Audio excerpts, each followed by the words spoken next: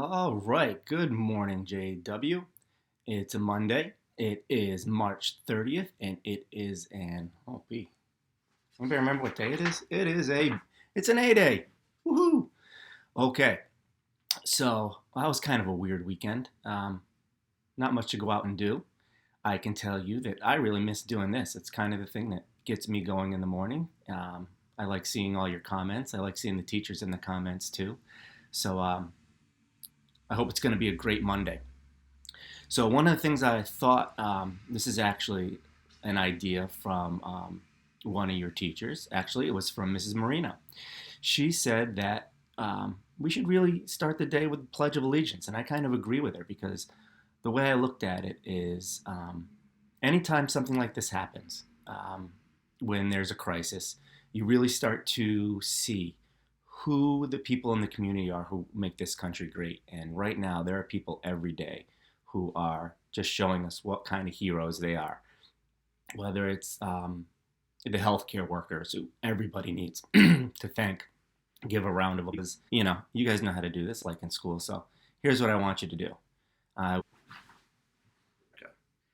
to the republic for which it stands, one nation, under God, indivisible, with liberty and justice for all.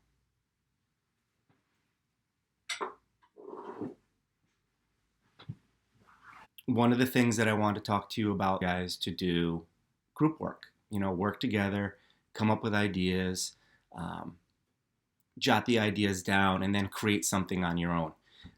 That gets a little bit harder when you're doing it, e-learning. One of the things I think some of your teachers are seeing, and it's not surprising, is that when there's group work, some of you are just, probably working from one Google Doc and then copying and pasting it and handing it in as your own. Don't forget, that's still you not doing your own work.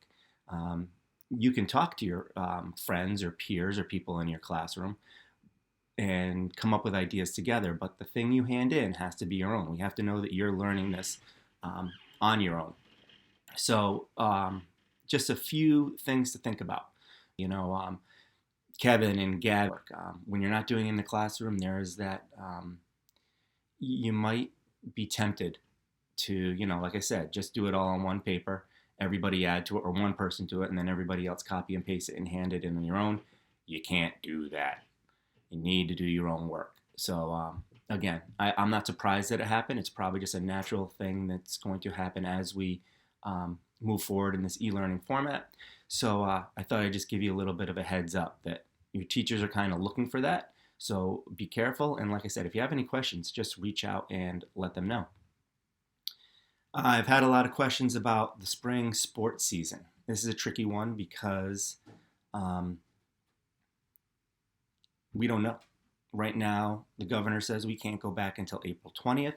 I think last night the president said that we're probably going to keep social distancing through the end of April. So where no official decisions have been made, the CIAC or the people in charge of sports for the Connecticut schools hasn't made a decision yet. So I think you should probably, be hopeful. But right now, I think it would be really tough to get a spring season in. So, it's that balance of I'm going to stay hopeful, but you know what, it would really be hard and it might not happen. I think those are all the information, the questions I had to give you information. I'm not seeing too many questions in the comments. Oh, you know what? Em, you're right. It is glitching. I don't know if you guys read about this. Google and YouTube are having a really hard time right now keeping up with all the traffic. Some of you might have had a hard time last week sometimes getting into your Google Classroom or getting things done.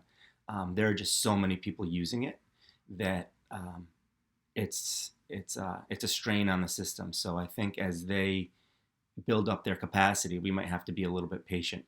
And if this was too glitchy for you, because I can see that it's a little bit glitchy, just go back and replay it from the JW page. So, one last thing, I thought I would fill you in on my weekend because we're all looking for things to do and ideas. The first thing is my wife found a recipe for edible cookie dough. It was cookie dough you make, but it doesn't have the raw egg in it. And we made two big batches of edible cookie dough that you just keep in the refrigerator. Um, I'm in a lot of trouble because there was a lot of butter in there, and it's not very healthy.